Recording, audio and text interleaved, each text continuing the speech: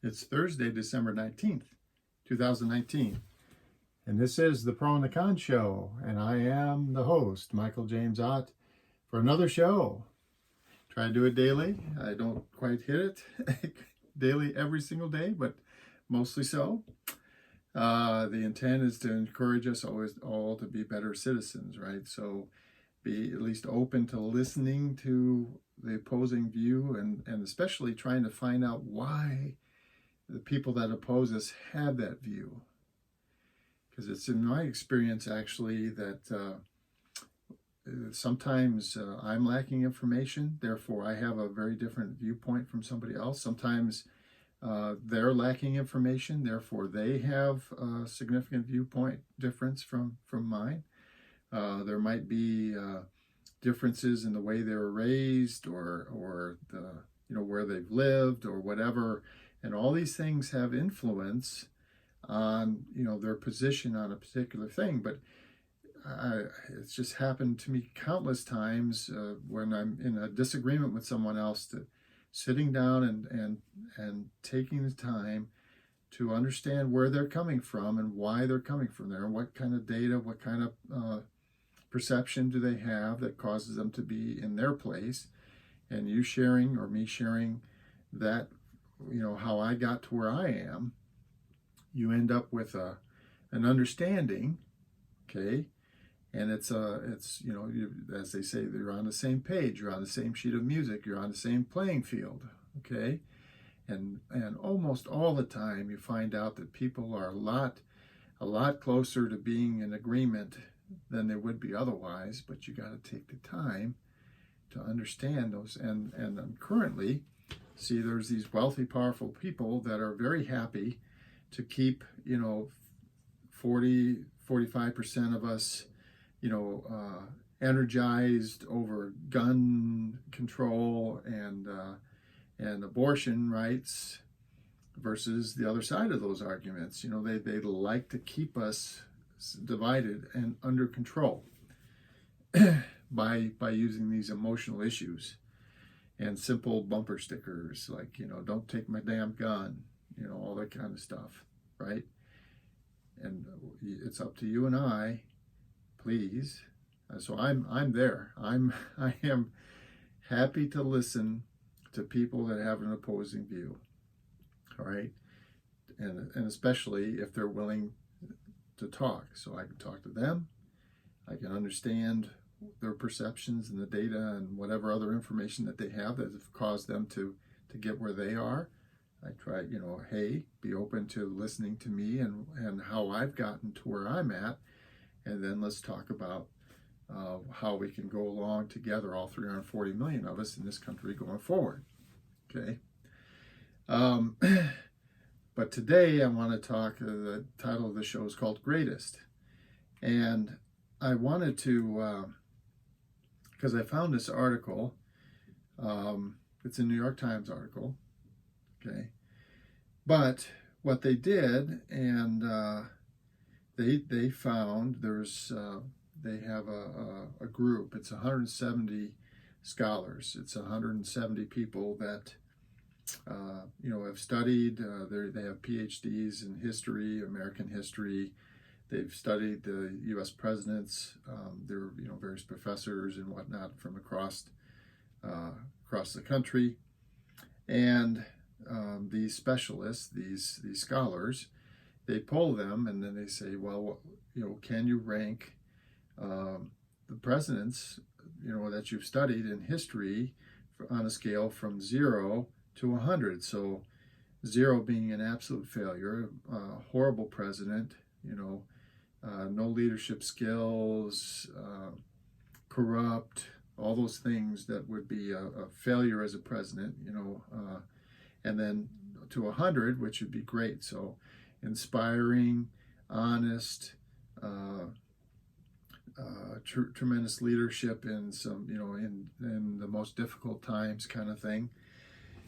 And the other thing is that they also they realize that all of us, especially, again, these political parties, we have a tendency to get some bias. And so as they were collecting this, and every so many years they do the survey again. As they're collecting the information, they ask whoever's providing that information to self-identify into the parties that they have. And so they've self-identified into Democrats, Republicans, and Independents. And so here's the fascinating part. So let's see here, and let me tell you the name of the article, and I'll show it to you here so that if you want to Google it or whatever. So it says, how does Donald Trump stack up against the best and worst presidents? So again, you can Google this on the internet and you'll find this New York Times article. Okay. And because there's a lot of rhetoric around, especially Mr. Trump. You know, I've heard people say that they think he's the most wonderful president of all time. I've heard people say that they think he's better than Washington and Lincoln and so on. I've heard other people say that they think he's the very worst president of all time. And I thought it was interesting to have these 170 scholars that the New York Times had found, and again in those three political groups, go through and rank these presidents according to, again, from 0, which is an absolute failure, horrific president, to 100, which is fantastic, fabulous, great leader, and integrity, and all that kind of stuff. So I'm going to just, let me see if I can expand this a little bit. Oh, I can. Okay. So I'm going to hold this up, and I'm going to hold it there, and then at some future time, if you're watching this video, you can freeze it and you'll be able to see these lists. But I just want to make some comments about them. So now that I'm sitting here before you, so the Democratic scholars, I'll just read through their top 10. So the Democratic scholars, which are a little bit more than the majority of the number in this survey. Lincoln, number 1. FDR, FDR was number 2. George Washington, number 3. Teddy Roosevelt, number 4. Thomas Jefferson, number 5. Barack Obama, number 6. Harry Truman, number 7. Lyndon Baines Johnson, number 8. Eisenhower, number 9, and number 10 is Woodrow Wilson. So that's the Democrats. Okay. Now Republicans, number 1 is Washington. Number 2 is Lincoln. Number 3 is FDR. Number 4 is Teddy Roosevelt. Number 5 is Ronald Reagan. Number 6 is Thomas Jefferson. Number 7 is Dwight Eisenhower. Number 8 is Harry Truman. Number 9 was McKinley. And number 10 was Jackson. And then the independents, and that's actually my thing, is I really just kind of despise the parties myself, and I hate the influence that they have on this nation. And so I'm a devout independent, and I try to vote. I very strongly believe I should vote for whoever I think is the best candidate, regardless of party. And so there's just like in the country, there's some number of people, and in this survey it was about, I'm guessing it was around 20% of these scholars were independents. And so here's their list. So number 1 was Lincoln. Number 2 was Washington. Number 3 was FDR. Number 4 was Roosevelt. Number 5 was Jefferson. Number 6 was Eisenhower. Number 7 was Reagan. Number 8 was Truman. Number 9 was Madison. And number 10 was Adams. John Adams. Okay. And just to give you a feel for the scores here, so if you're at the top, if you're number 1, in other words, if you're a Lincoln or a Washington, they're saying you score in the 90s. So around 90, 95 kind of thing out of 100. Those most admired, most revered presidents, those are, in the scoring in that range. Now, once you get down to even the 10th person in these lists, you're automatically down into the mid 60s to low 70s, so 65 to 70 kind of range.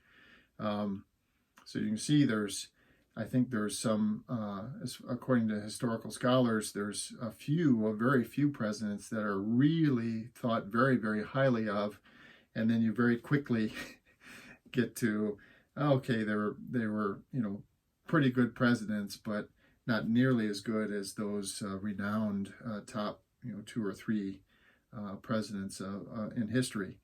Now, to get to Mr. Trump. Now, admittedly, this survey was taken just 1 year into Mr. Trump's administration, and so time will tell, and they talk about in this article, if you get the article, you'll see that over time, as they do these surveys, some presidents go up and down in the survey, because they are looked upon differently as history progresses. And sometimes that's because they've done something later in their administration. Sometimes that's because some of the things that they have done, when you look back at it in a historical perspective, you either think better of it or worse of it, depending on the latest social norms. So anyway, all these folks, so we get down toward the bottom. Okay, the bottom of the list, the bottom 10, and I'll hold that up there so you guys can see that as well. And I'll try to hold it steady, but again, try to get hold of this list yourself. But here's the bottom 10 for Democrats. So number 35, Taylor. Number 36, Tyler. Number 37, Hoover. Number 38, Johnson. Number 39, Fillmore. Number 40, Pierce. Number 41, Harding. Number 42, Harrison. Number 43, Buchanan. Number 44, Trump. Okay, so as you might imagine, and especially in the current very partisan, polarized politics that we have, and 1 year into his administration, Democrats think Mr. Trump is the worst president of all time. Now let's go to Republicans right away. So the Republicans were in red here. Number 35, Garfield. Number 36, Taylor. Number 37, Tyler. Number 38, Harding. Number 39, Fillmore. Number 40, Trump. Number 41, Johnson. Number 42, Pierce. Number 43, Harrison. Number 44, Buchanan. So the interesting thing for me when I look at these lists is that, even as scholars look back in time, and even with their kind of bias from their own political beliefs, they still, plus minus, they still end up ranking these presidents, so people that really take the time to understand them and look at them from a historical perspective, regardless of party, they kind of mostly rank these people kind of mostly the same. Okay, yes, there's some variation, but kind of mostly the same. And and the independents in between, so just to hit that. So number 35, Hoover. Number 36, Nixon.